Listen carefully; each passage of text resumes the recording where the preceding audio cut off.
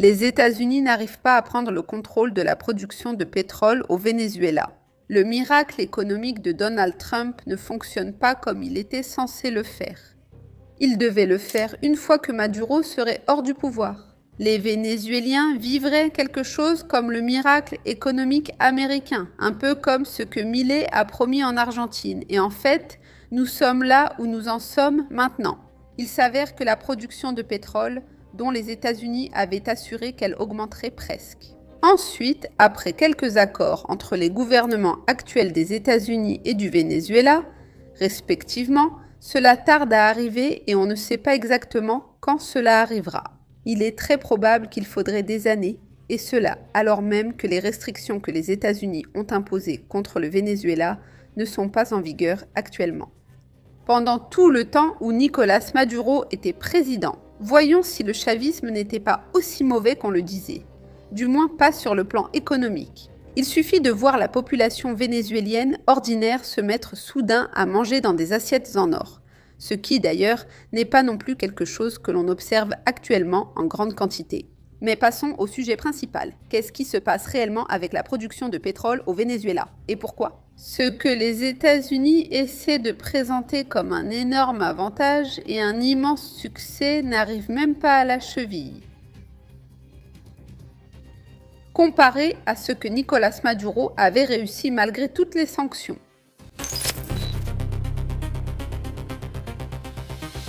Mais avant de continuer avec cette vidéo, si tu veux rester au courant de tout ce qui se passe sur cette chaîne, et surtout, si tu apprécies ce contenu et veux soutenir mon travail, n'oublie pas de laisser un bon like à cette vidéo. Si tu laisses un commentaire de soutien, alors là c'est le top. Et bien sûr, si tu veux continuer à voir ce contenu, n'oublie pas de t'abonner et d'activer la cloche. Merci d'être du côté de la vérité. La production de pétrole au Venezuela n'évolue pas comme on le disait initialement aux États-Unis. Ils attendaient, et en fait, ils essaient de faire croire que ça avance, soi-disant. C'est-à-dire que les attentes étant peut-être un peu exagérées, mais il est aussi vrai qu'on pouvait s'attendre à ce que, sans aucune sanction, le Venezuela connaisse une croissance économique fulgurante. Cependant, les données ne vont pas exactement dans le même sens que les attentes fixées par les États-Unis. La production de pétrole au Venezuela en mai 2021 a augmenté à 1,16 million de barils par jour, contre 1,13 million de barils le mois précédent. La hausse est effectivement là. Elle se remarque, cependant, le succès reste quelque peu douteux. Ces données sont fournies par S&P Global Platts, citant une estimation préliminaire du ministère vénézuélien des hydrocarbures. Dans le bassin du fleuve Orénoque, la production a également légèrement augmenté, passant notamment à 650 000 barils par jour, mais il est encore trop tôt pour parler d'une véritable reprise, ce que, en fait, les États-Unis essaient de faire croire. Puisqu'en janvier, au milieu du blocus, il y a effectivement eu une chute de l'économie vénézuélienne. Eh bien, une chute momentanée, mais après laquelle le pays essaie maintenant de se redresser. La production est réellement tombée à 0,94 millions de barils par jour. Cependant, déjà en décembre, dans un régime de travail absolument normal, elle était de 1,2 million de barils. C'est-à-dire qu'à présent, on commence à peine à atteindre le niveau de travail normal du terrible régime de Nicolás Maduro, qui, je vous le rappelle, fonctionnait avec toutes les sanctions contre lui. Et je ne dis pas cela pour défendre ou attaquer Maduro, mais le fait que les États-Unis, avec le miracle économique qui était censé arriver au Venezuela aussi rapidement que cela a été annoncé. Dès que les bottes du premier fonctionnaire américain ont foulé leur sol, la vérité c'est que cela met du temps à suivre. Après que le pays soit devenu presque un protectorat américain, l'industrie pétrolière n'est même pas revenue au niveau d'avant le gouvernement de Nicolás Maduro. Et cela confirme quelque chose qui avait déjà été signalé dès le début par certains que, nous essayons d'être honnêtes avec notre public. Et cela a été complètement ignoré aussi bien par les États-Unis que par certains alliés, qui ne faisaient que souligner que le Venezuela vivrait forcément bien mieux. Parce que comment peut-on vivre autrement que sous la botte américaine, uniquement de façon merveilleuse ? Mais en réalité, pour une augmentation significative de la production, le Venezuela aura besoin de plusieurs années d'investissement de plusieurs milliards. Beaucoup de patience dont on ne sait pas jusqu'à quel point les États-Unis seront capables d'en avoir ou non. Et surtout, beaucoup d'adaptation pour le type de pétrole très lourd qu'ils possèdent et une réelle volonté de bien faire les choses. Et pas seulement l'exporter brut ou l'exporter brut. Utiliser l'expression qui vous plaît le plus, c'est précisément ce qu'ils semblent avoir fait depuis les États-Unis. La structure des acheteurs a également changé. Cela nécessitera peut-être maintenant d'autres types d'adaptations. Parce qu'après la chute de Maduro, après l'enlèvement de Maduro, en d'autres termes, la Chine a cessé d'acheter du pétrole vénézuélien sans remise par crainte de sanctions. Et peut-être que c'est l'un des points que, en premier lieu, les États-Unis voulaient atteindre. Améliorer la vie au Venezuela ou embêter la Chine. Choisissez celle qui vous semble la plus probable. Les principales destinations sont maintenant les États-Unis et l'Inde. Le mois dernier, les expéditions vers ces pays ont atteint respectivement 550 000 et 440 000 barils par jour.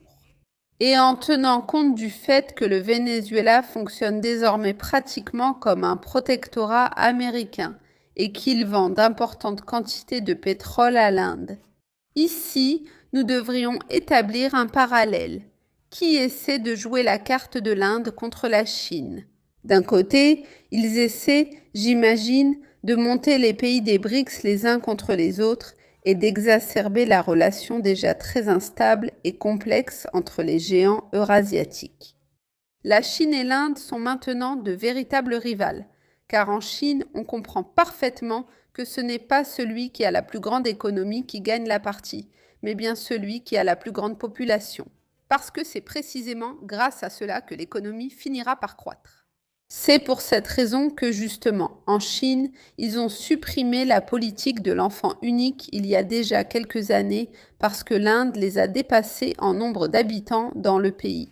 Et maintenant, la Chine essaie de réduire cet écart, voire même de retrouver la première place qu'elle occupait auparavant. Merci précisément, n'est-ce pas? À ces exportations du Venezuela vers l'Inde, les États-Unis, les exportations du pays sont passées de 710 000 barils par jour en mai 2025 à 1,14 million en mai 2026. Mais le pétrole vénézuélien reste très spécifique et lourd, donc la demande est très limitée. Il faudrait encore l'adapter. Ce que les États-Unis devraient faire avec beaucoup de précaution en essayant vraiment de s'adapter aux particularités du brut vénézuélien. La conclusion est très simple. Il y a une croissance formelle, mais on ne voit pas de progrès réel. Même l'objectif modéré de Delcy Rodriguez, qui est d'atteindre une production de 1,4 million de barils par jour d'ici la fin de l'année, semble pour l'instant très loin d'être garanti. Et tout cela se produit sans les sanctions en jeu et avec la présence américaine comme protecteur. Ce qui devrait ouvrir toutes les portes au Venezuela, mais pour l'instant, cela lui a ouvert les portes jusqu'à sa propre maison. C'est-à-dire pour acheminer le pétrole vers les États-Unis, maintenant avec beaucoup plus d'envie que jamais. Parce que c'est à ce moment-là que le conflit au Moyen-Orient est très intense, ce qui influence énormément le prix du pétrole brut. Et, d'un autre côté, en vendant du pétrole vénézuélien à l'Inde. Eh bien, essayer de détériorer les relations aussi bien au sein du bloc des BRICS qu'entre l'Inde et la Chine en particulier. Et avec cela, eh bien, on revient, n'est-ce pas, au point d'essayer de détériorer l'entente au sein du bloc des BRICS et d'embêter le reste de ses adversaires ou dans certains cas, même ses ennemis. Que ce soit l'Iran, la Russie, la Chine ou l'Inde, même si cette dernière semble être concernée dans une bien moindre mesure. Et il faut bien utiliser un pays comme bélier contre la Chine. En définitive, ce que l'on présente souvent comme le miracle capitaliste, une fois qu'il doit réellement fonctionner, pour une raison étrange, ne fonctionne pas comme il le devrait. Il faudra voir avec le développement, n'est-ce pas? Avec le déroulement des événements et au fil des années, en quoi deviendra la protection du pétrole vénézuélien.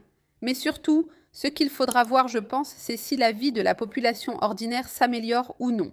Ce qui, soi-disant, depuis les États-Unis et compagnie, était censé être l'objectif principal au départ.